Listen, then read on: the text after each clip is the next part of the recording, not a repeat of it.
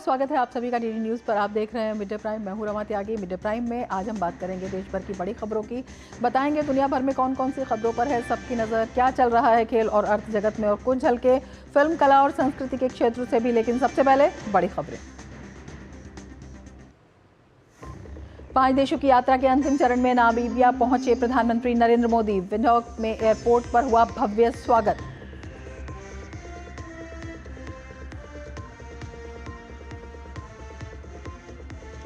प्रधानमंत्री नरेंद्र मोदी आज नामीबिया के राष्ट्रपति के साथ करेंगे द्विपक्षीय वार्ता। दोनों देशों के बीच होंगे महत्वपूर्ण समझौते। नामीबिया की संसद को भी संबोधित करेंगे पीएम मोदी।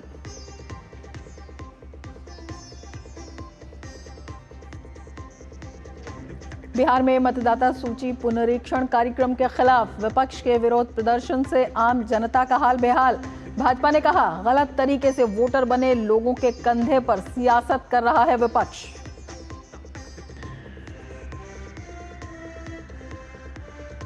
मुंबई में आतंकवादी हमलों के आरोपी तहव्वुर राणा की न्यायिक हिरासत का आज आखिरी दिन। एनआईए ने राणा के खिलाफ पूरक आरोप पत्र दाखिल किया।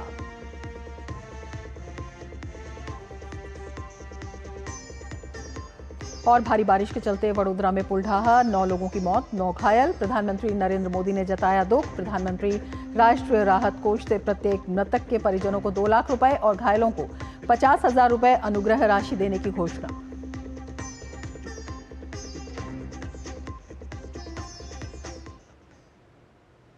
और अब समाचार विस्तार से लेंगे। बात करेंगे प्रधानमंत्री की नामीबिया यात्रा की। 5 देशों की यात्रा के अंतिम चरण में प्रधानमंत्री नरेंद्र मोदी नामीबिया पहुंच गए हैं। प्रधानमंत्री नरेंद्र मोदी आज स्थानीय समयानुसार सुबह 6:30 बजे नामीबिया की राजधानी विंडहोक पहुंचे। पीएम मोदी ब्राजील की राजधानी ब्राजीलिया से रात भर हवाई यात्रा कर विंडहोक पहुंचे। ये उनकी नामीबिया की पहली यात्रा है।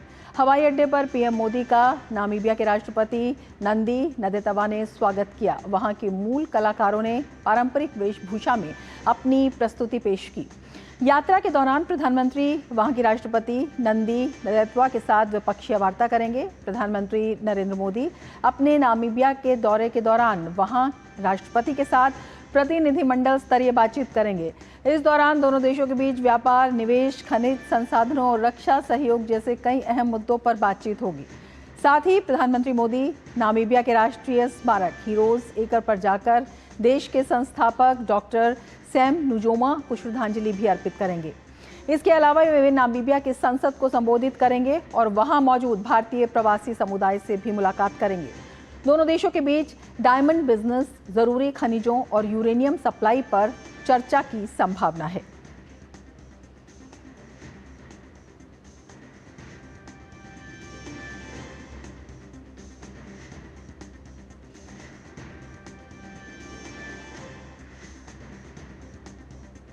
प्रधानमंत्री नरेंद्र मोदी का नामीबिया की राजधानी विंडहोक पहुंचने पर प्रवासी भारतीय समुदाय ने जोरदार स्वागत किया। भारतीय समुदाय ने मोदी मोदी के नारे लगाए। इस दौरान बच्चों से लेकर बुजुर्गों ने पीएम मोदी के साथ संवाद किया। कई लोगों ने पीएम मोदी को उनका चित्र भी भेंट किया।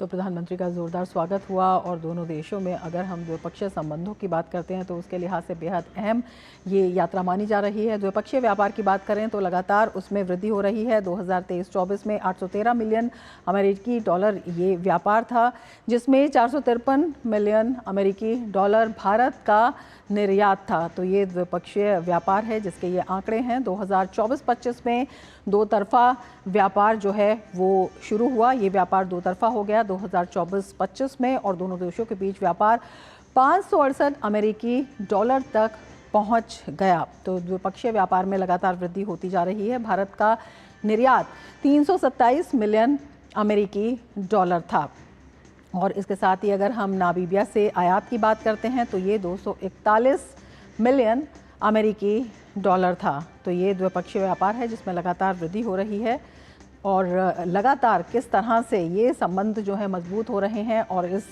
दौरे से किस तरह की सकारात्मक जो है प्रतिक्रियाएं निकल कर आ रही हैं, किस तरह का सकारात्मक एक संदेश तो है ही, किस तरह की मजबूती जो है वो रिश्तों में दिखाई दे रही है, यही बात करेंगे। हमारे संवाददाता निशांत राय हमारे साथ विंडहोक से इस वक्त जुड़ चुके हैं। निशांत, सबसे पहले आपसे यही जानना चाहेंगे, ब्राजीलिया से रात भर यात्रा कर प्रधानमंत्री नरेंद्र मोदी पहुंचे और जिस तरह का उत्साह दिखाई दिया प्रधानमंत्री नरेंद्र मोदी को देखकर वहां पर, कैसे देखते हैं दोनों देशों के बीच मजबूत होते संबंध और इस यात्रा से किस तरह के उन संबंधों में नए आयाम निकल कर आएंगे?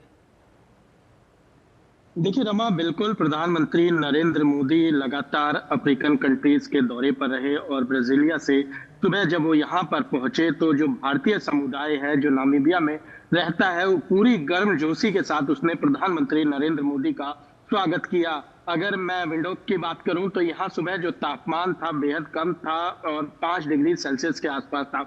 उसके बावजूद बड़ी संख्या में प्रवासी भारतीय इकट्ठा हुए अपने पीएम का स्वागत करने के लिए और जब प्रधानमंत्री नरेंद्र मोदी होटल पहुंचे तो मोदी के नारों से पूरा ये जो होटल का हम कह सकते हैं जो इलाका है ये पूरी तरीके से गूंज उठा, क्योंकि प्रवासी भारतीयों ने 27 साल बाद किसी भारतीय प्रधानमंत्री को नामीबिया में उनका स्वागत किया है। और सबसे बड़ी बात है कि प्रधानमंत्री नरेंद्र मोदी की जो अंतर्राष्ट्रीय छवि है, ऐसे में प्रवासी भारतीयों को उम्मीद है कि उनके यहाँ आने पर उनके लिए भी कई सारे दरवाजे खुलेंगे। खासकर नामीबिया में जो प्रवासी भारतीय हैं, जिस तरीके से भारत ने कोविड में मदद की थी या जिस तरीके से भारत अफ्रीका को लेकर अपनी बात करता रहता है, उससे लोगों को काफी फायदा मिला है और एक भारत की अच्छी छवि होने के कारण यहाँ जो भारतीय रह रहे हैं उनको बेहद सम्मान की नजरों से देखा जाता है। और ऐसे में जब प्रधानमंत्री नरेंद्र मोदी यहाँ पहुंचे तो उनकी और उम्मीदें बढ़ गई हैं। अब बात की जाए आज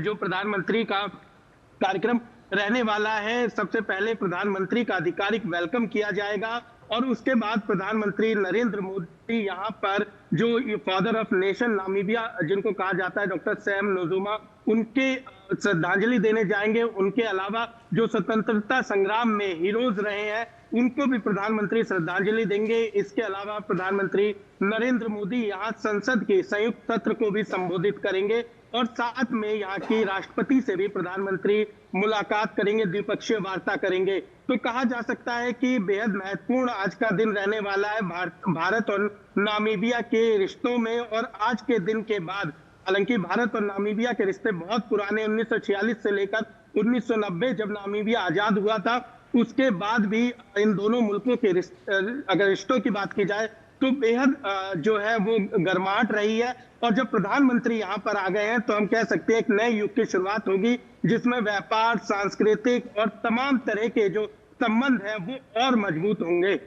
बिल्कुल, तमाम क्षेत्रों की आप बात कर रहे हैं और कहा जा रहा है कि द्विपक्षीय जो व्यापार है वो लगातार बढ़ रहा है। कौन से ऐसे क्षेत्र हैं जिन पर चर्चा की जा सकती है? देखिए, सबसे पहले अगर बात की जाए तो यहाँ पर नामीबिया में हाइड्रोकार्बन अब से कुछ दिन पहले यहाँ पर रिजर्व ऑयल मिले थे, तो ऐसे में उम्मीद की जा सकती है कि हाइड्रोकार्बन को लेकर यहाँ पर चर्चा हो और समझौता देखने को मिल सकता है। इसके अलावा वन्य जीव संरक्षण को लेकर, क्योंकि चाहे नामीबिया हो चाहे भारत हो, दोनों ही मुल्क अगर पर्यावरण और जलवायु परिवर्तन को लेकर काफी गंभीर है, हो सकता है इसको लेकर आगे बढ़ा जाए। वहीं अगर बात की जाए भारत में जिस तरीके से डिजिटल ट्रांजैक्शन सक्सेस रहा है, नामीबिया का सेंट्रल बैंक और यूपीआई के बीच जो है एक समझौता हो सकता है और नामीबिया भी भविष्य में यूपीआई को लेकर आगे बढ़ सकता है। इसके अलावा अगर बात की जाए तो रक्षा के क्षेत्र में भी जिस तरीके से भारतीय वायुसेना ने नामीबिया की वायुसेना को प्रशिक्षित किया है, तो हो सकता है कि रक्षा के क्षेत्र में भी समझौता। और ऑपरेशन सिंदूर के बाद जिस तरीके से भारतीय हथियारों की डिमांड दुनिया भर में बढ़ी है, ऐसे में नामीबिया की फोर्स चाहती है कि उनको हथियार मिले, तो हमें इस क्षेत्र में भी समझौता देखने को मिल सकता है। कुल मिलाकर कहा जा सकता है कि रमा यहाँ पर जिस तरीके से यूरेनियम जैसे महत्वपूर्ण खनिज तत्व है, तो उसको लेकर भी यहाँ पर समझौता देखने को बिल्कुल, मिल आप सकता है। नजर बनाए रखिए निशांत। बिल्कुल, बहुत शुक्रिया तमाम जानकारी के लिए। और मीडिया प्राइम में फिलहाल लेते हैं एक ब्रेक, आप देखते रहिए जीजी न्यूज। टाइम पे खा लेना और प्लीज बाइक धीरे चलाना जी। और ये तुम्हारी सेफ्टी के लिए। अरे एक बात तो रह गई, LIC ये हमारी सेफ्टी के लिए। दिल की सुनो, LIC चुनो। LIC हर पल आपके साथ। Delivery boy has picked your order. अरे भाई पता है भूख लगी है। 30 मिनट का मैसेज नोटिफिकेशन आया था ना। मैसेज के सारे थोड़ी बैठ सकते हैं। कल आपने कुछ शेयर्स बेचे थे ना? हाँ, तो चेक किया? मैसेज आया तो था। सिर्फ मैसेज काफी नहीं है। आप शेयर मार्केट में कोई भी ट्रांजैक्शन करते हैं ना, तो स्टॉक एक्सचेंज से आए SMS या ईमेल को अपने डीमैट अकाउंट और बैंक स्टेटमेंट के साथ भी टैली कीजिए। बेटा भूख में ना दिमाग बंद हो जाता है। सोच कर समझ कर इन्वेस्ट कर। ब्रेक के बाद फिर से आपका स्वागत है और अब आपको दिखाते हैं विपक्ष के बंद से बिहार में जनता किस तरह से हो रही है हलकान। दरअसल बिहार में विपक्षी दल मतदाता पुनरीक्षण कार्यक्रम के विरोध में आज चक्का जाम कर रहे हैं। इस विरोध प्रदर्शन से आम लोगों को बड़ी दिक्कतों का सामना करना पड़ रहा है। जगह जगह आवाजाही बाधित है। इतना ही नहीं, महागठबंधन के कार्यकर्ता बीमार लोगों को भी अस्पताल ले जाने नहीं दे रहे हैं। इसे लेकर कई स्थानों पर आम लोगों के साथ साथ महागठबंधन के कार्यकर्ताओं की आम लोगों के साथ नोकझोंक भी देखने को मिल रही है।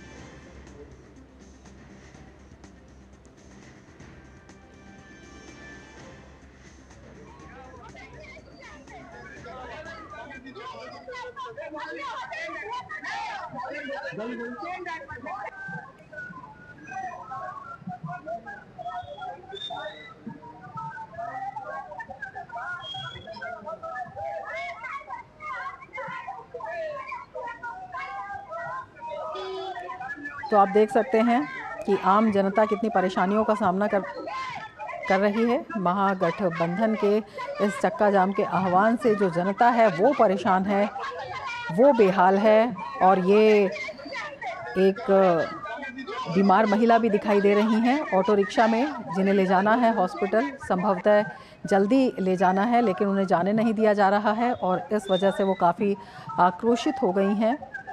तो ये है महागठबंधन का बंद, जिससे जनता को कितनी परेशानियों का सामना करना पड़ रहा है इन दृश्यों में साफ तौर पर दिखाई देता है। जो महिला हैं वो बीमार हैं, उनके परिजन जो हैं अनुनय विनय करते हुए दिखाई दे रहे हैं, आक्रोशित भी दिखाई दे रहे हैं। जब एक बीमार को हॉस्पिटल नहीं ले जाने दिया जा रहा, उनका रास्ता रोका गया है।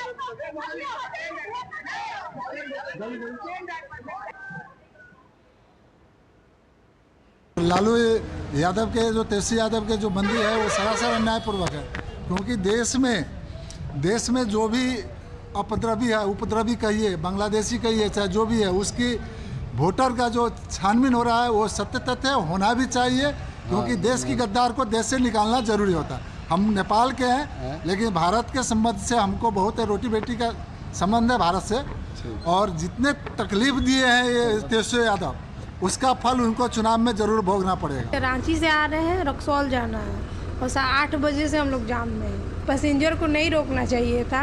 हम लोग जा रहे हैं, वहाँ पर पेशेंट है मेरी भाभी अभी ICU में है, तब हम लोग को यहाँ रोका हुआ है, तो दिक्कत है ना। पहुँचना ज़रूरी है, वहाँ आदमी नहीं है, हम अकेले जा रहे हैं और अब कोई दूसरा उपाय भी नहीं है, ट्रेन भी बंद है। तो यात्री परेशान हैं, बीमार परेशान हैं, आम लोगों की ज़िंदगी में आफत आ गई वहाँ पर लगती है। राजद और महागठबंधन के बिहार बंद के आह्वान का असर पूर्व मध्य रेलवे पर दिखा। समस्तीपुर, दानापुर, DDU और सोनपुर मंडलों में करीब 17 जगहों पर प्रदर्शन हुए। कई ट्रेनों को रोका गया, नारेबाजी और रेल रोको आंदोलन हुआ। यात्रियों को भारी परेशानी का सामना करना पड़ा। रेलवे ने बताया कि अब तक किसी तरह की तोड़फोड़ या आगजनी की सूचना नहीं है।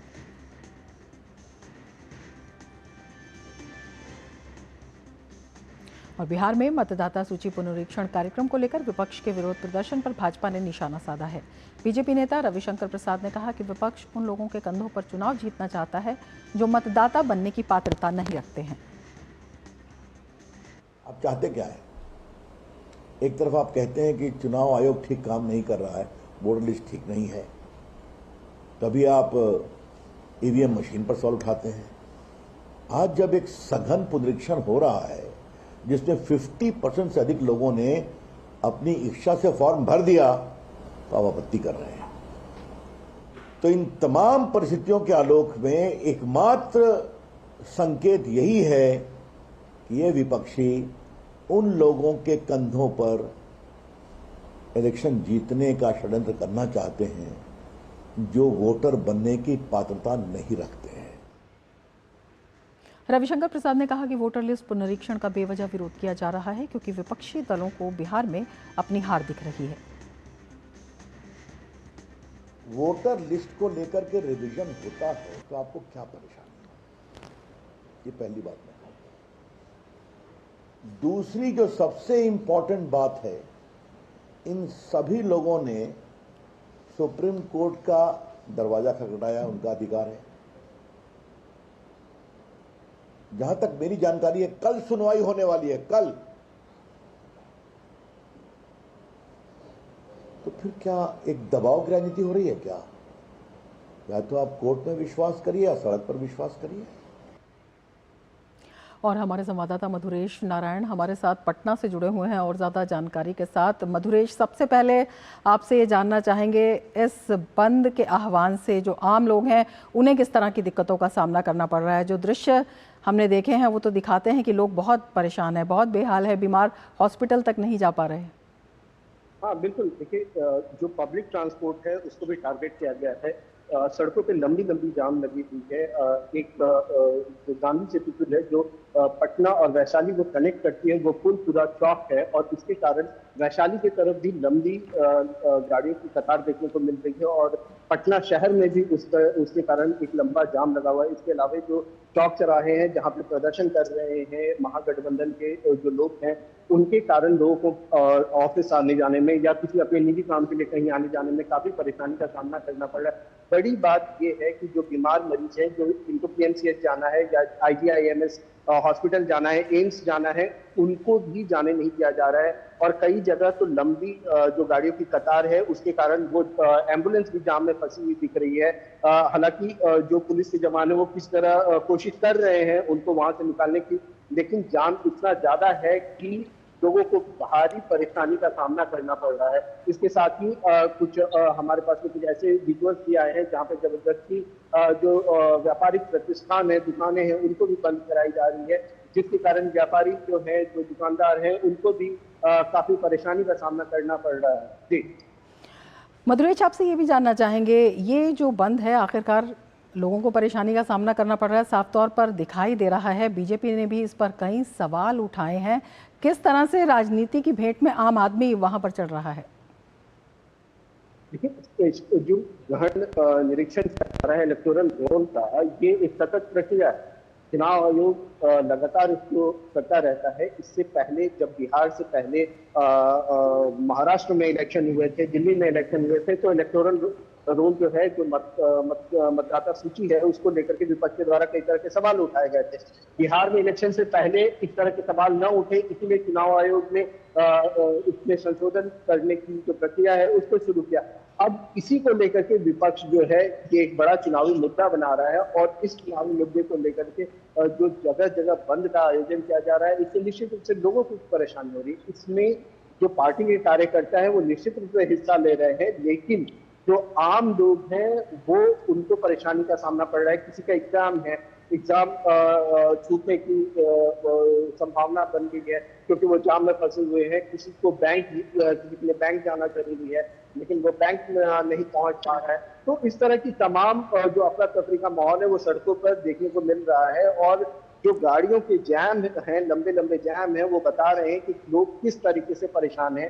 जो बस स्टैंड है वहां से जो प्राइवेट ट्रांसपोर्टर हैं वो अपनी गाड़ियां निकालने में कतरा रहे हैं, क्योंकि इन्हें डर है कि उनकी गाड़ियों को क्षतिग्रस्त न किया जाए। इसीलिए बस स्टैंड जो है वहां पे भी लोगों की भीड़ जमा है कि जब ये प्रदर्शन खत्म होगा उसके बाद फिर वो लोग वहां से निकल जाएंगे अपने गंतव्य तक पहुंचने के लिए। बिल्कुल मधुरेश, आप नजर बनाए रखिए। फिलहाल शुक्रिया पूरी जानकारी के लिए।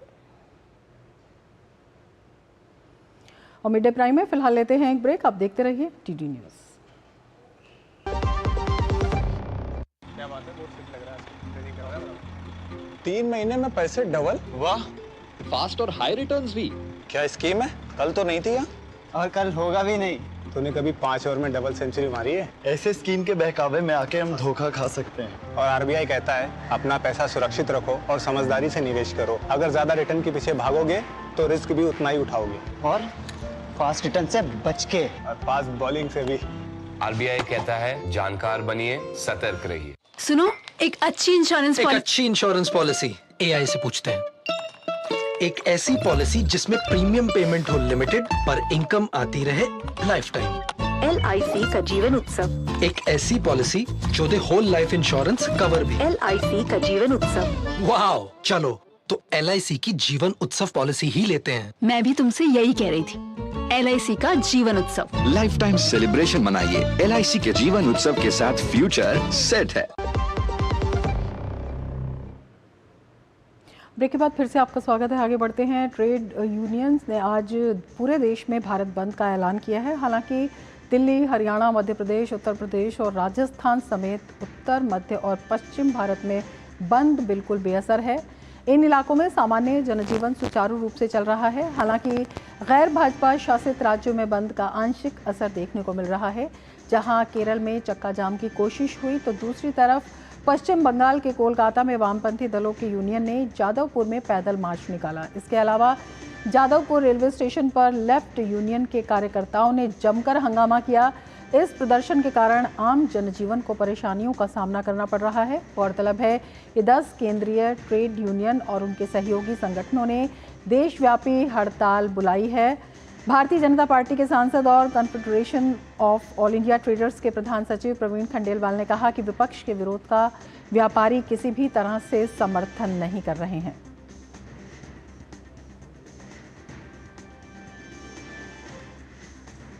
दिल्ली सहित पूरे देश में सारे बाजार पूरी तरीके से खुले हैं और कुछ ट्रेड यूनियन जिन्होंने भारत बंद का आह्वान किया था उसका कोई भी असर देश के किसी भी बाजार पर नहीं है। व्यापारी उसी तरीके से अपनी दुकानें खोल करके बैठे हैं, ग्राहक उसी तरीके से आ रहे हैं और व्यापारिक गतिविधियां बदस्तूर उसी प्रकार से जारी हैं। व्यापारियों का कोई समर्थन किसी भी प्रकार के भारत बंद को नहीं है। और ज़्यादा जानकारी के लिए हमारे दो संवाददाता हमारे साथ जुड़े हुए हैं। विकास सिंह हमारे साथ लखनऊ से जुड़े हुए हैं और ऋषि कुमार हमारे साथ दिल्ली से जुड़े हुए हैं। ऋषि, व्यापारियों पर किसी तरह का असर नहीं दिखाई दे रहा है, क्या कुछ तर्क है ट्रेड यूनियंस का?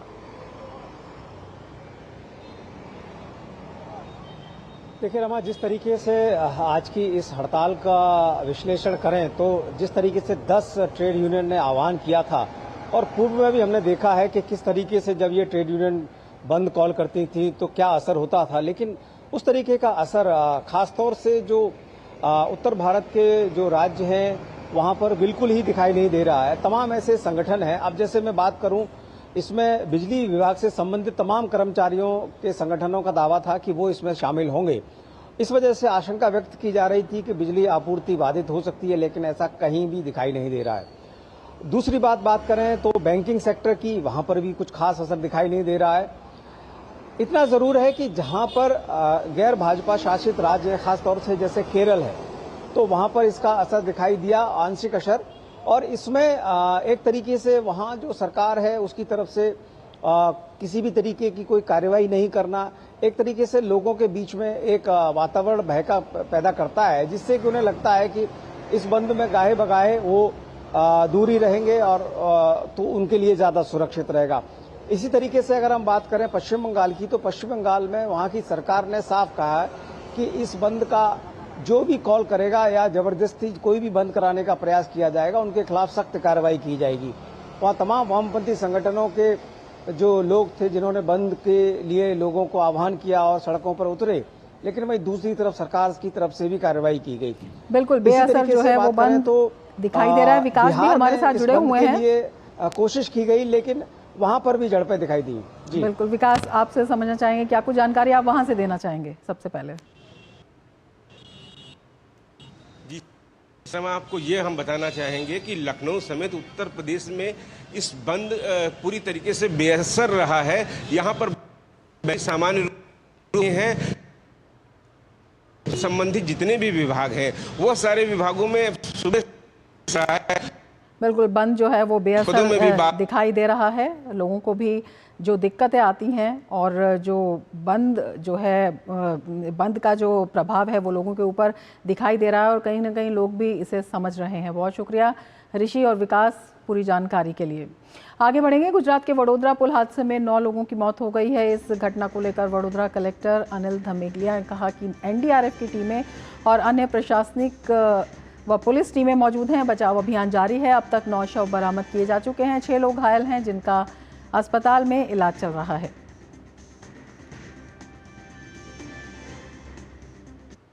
फोर व्हील्स, ट्रक्स और बाकी रिक्शा वगैरह अंदर गिरी थी।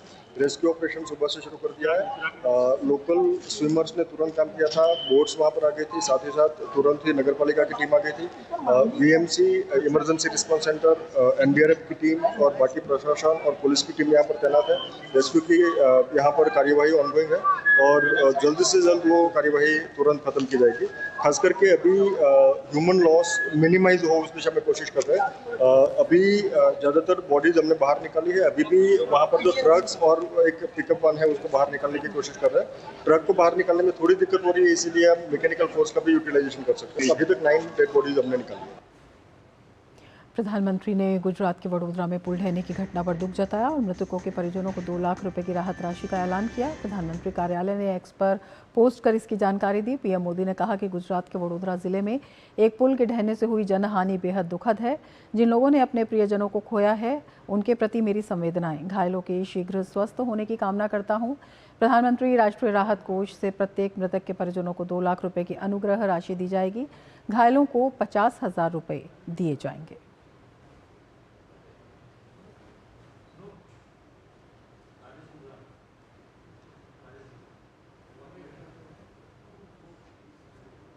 इसके साथ ही मिड डे प्राइम में फिलहाल इतना ही। दीजिए इजाजत। नमस्कार।